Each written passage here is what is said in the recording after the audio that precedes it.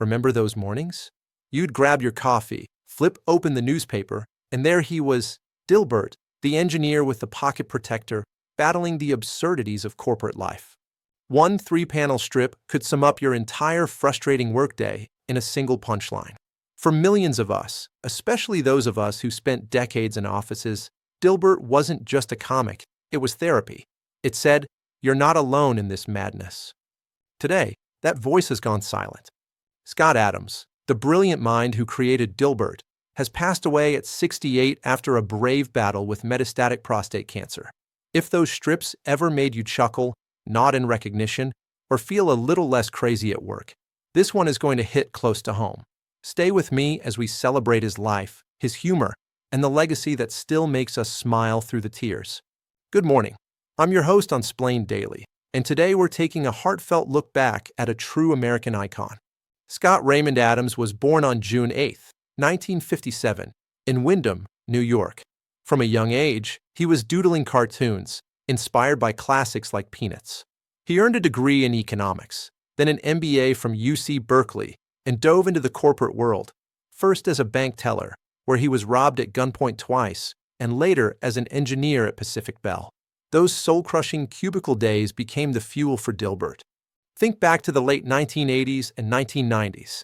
You're in your 30s, 40s, maybe even 50s now, grinding through meetings that went nowhere, dealing with bosses who couldn't manage a lemonade stand, and wondering if anyone else saw the absurdity.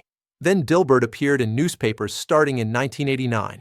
That little engineer with the tie perpetually asked you, his loyal but scheming dog Dilbert, the evil HR cat Catbert, and Wally, the ultimate slacker, captured it all.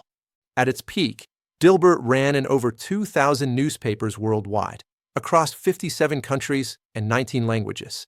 It spawned best-selling books like The Dilbert Principle, which argued that incompetent workers tend to rise into management. There was an animated TV series, endless merchandise, and even a short-lived frozen burrito called the Dilburrito. It was workplace satire at its sharpest and most relatable. Scott Adams earned the Reuben Award from the National Cartoonists Society in 1997, the highest honor in his profession. Beyond comics, he wrote books about success, failure, and persuasion that found huge audiences. For our generation, Dilbert was more than laughs. It was validation. It reminded us that the corporate grind was ridiculous for everyone, not just you. Maybe you clipped a strip and taped it to your cubicle wall. Maybe you slid one onto a coworker's desk after a brutal meeting. Those small moments created connection in places that often felt isolating. In later years, Scott's path shifted. In the 2010s, he launched a daily live stream called Real Coffee with Scott Adams, where he talked about persuasion, politics, and life. His outspoken views brought controversy, and in 2023, many newspapers dropped Dilbert after remarks that sparked widespread backlash. Scott responded by relaunching the comic online as Dilbert Reborn. Through praise and criticism alike, he never stopped creating or engaging with his audience. Then came the hardest chapter of his life. In May 2025, Scott revealed he had aggressive metastatic prostate cancer that had spread to his bones. He spoke openly about the pain, the treatments, and the physical decline. By late 2025, he was paralyzed below the waist and receiving hospice care. On New Year's Day 2026, he recorded a final message, calm and direct, saying, "If you are reading this, things did not go well for me. My body fell before my brain. I had an amazing life. I gave it everything I had." Even near the end, his words carried that familiar mix of logic, honesty, and reflection. On January 13th, 2026, surrounded by loved ones at his home in Pleasanton, California, Scott Adams passed away peacefully. The news was shared by his ex-wife, Shelley Miles, who read his final words during a live stream. Tributes poured in from public figures and fans alike, many saying his work brought comfort and laughter to people who felt alone in their daily grind. For those of us 45 and up, especially those who spent years navigating office politics and corporate nonsense, this loss feels personal. Dilbert was our mirror during the prime of our working lives. It laughed with us at the bureaucracy, the endless emails, and the bosses who made no sense.